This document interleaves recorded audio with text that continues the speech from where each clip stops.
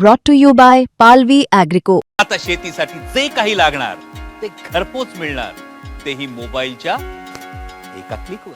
अध्यक्ष महोदय, आपल्याला आठवत असेल की आपल्याकडे CST स्टेशनचं छत्रपती शिवाजी महाराज टर्मिनस म्हणून नाव झालं आणि त्या ठिकाणी एक छत्रपती शिवाजी महाराजांचा अश्वारूढ पुतळा उभा करावा अशा प्रकारचा प्रस्ताव हा मी सभागृहामध्ये मांडला. अध्यक्ष महोदय, आपण सांगितलं की तो BSc मध्ये विषय आला पाहिजे. आपण तो BSc मध्ये विषय ऐकून घेतला. त्यानंतर सभागृहामध्ये इथं माननीय मुख्यमंत्री महोदय हजर असताना अध्यक्ष महोदय तो विषय आपण सभागृहामध्ये उपस्थित केला. आज स्थगन प्रस्तावाच्या माध्यमातून मला आपल्याला या निमित्ताने एक गोष्ट लक्षात आणून द्यायची आहे की त्यावेळेला माननीय मुख्यमंत्री महोदयांनी सकारात्मक अशा प्रकारचं उत्तर दिलं.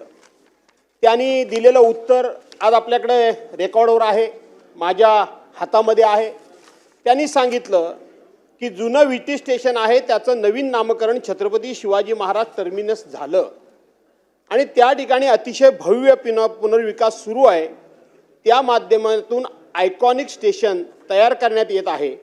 या प्रकल्पाच्या आराखड्याचा एक भाग म्हणून सदर ठिकाणी छत्रपती शिवाजी महाराजांचा एक भव्य पुतळा उभारण्यात येणार आहे आणि म्हणून भास्करराव, सभागृहाचा आता वेगळा ठराव करण्याची गरज नाही असं माननीय मुख्यमंत्री महोदयांनी सांगितलं, कारण आपला हेतू साध्य होतोय आणि आपण तो सभागृहाचा ठराव आपण अध्यक्ष या नात्यानं तो आपण करावा असा जो माझा आग्रह होता तो करण्याची त्यावेळेला आपल्याला काही आवश्यकता भासलेली नाही.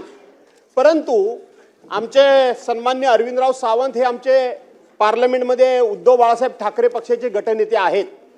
ते ह्या विषयाची सातत्यानं पाठराखण अध्यक्ष महोदय करत होते आणि त्यांना तिथले रेल्वे राज्यमंत्री जे आहेत त्यांनी एक लिखित स्वरूपाचं पत्र दिलेलं आहे.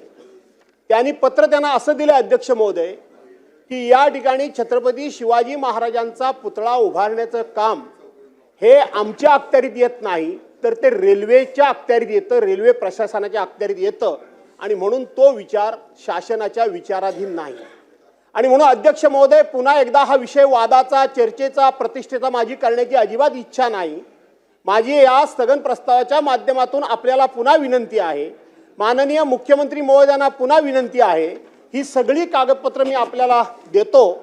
आपण हा या सभागृहामध्ये माननीय मुख्यमंत्री महोदयांनी दिलेल्या शब्दाप्रमाणे त्या प्रांगणामध्ये छत्रपती शिवाजी महाराजांचा अतिशय भव्य दिव्य अश्वारूढ अशा प्रकारचा दर्शनी भागामध्ये पुतळा उभा करण्यासंदर्भामध्ये केंद्र सरकारच्याकडे पाठपुरावा करून त्यांच्याकडून काही जर उणीवा राहिले असतील तर त्या दूर करून आपण हा छत्रपती शिवाजी महाराजांचा पुतळा उभारण्याकरता पुढाकार घ्यावा, हे स्थगन प्रस्तावाच्या माध्यमातून माझी आपल्याला विनंती. सन्मान्य सदस्य भास्कर जाधव साहेबांनी आता जी माहिती सभागृहासमोर मांडली, खरं तर या सभागृहात इतर सभागृहात झालेल्या कामकाजाबद्दल आपण चर्चा करत नाही, परंतु मी आपल्याला एवढंच सांगू इच्छितो की उत्तर जे त्या सभागृहात दिलं गेलेलं त्या उत्तरात स्पष्टपणे नमूद केलेलं गेलं आहे की या संपूर्ण परिसराचा म्हणजे छत्रपती शिवाजी महाराज टर्मिनस याचं डेव्हलपमेंटचं काम हे रेल्वे विभागाकडे येत आहे आणि त्यामुळे या संदर्भातला आराखडा असेल, या संदर्भातलं कामकाज एक्झिक्युशन असेल,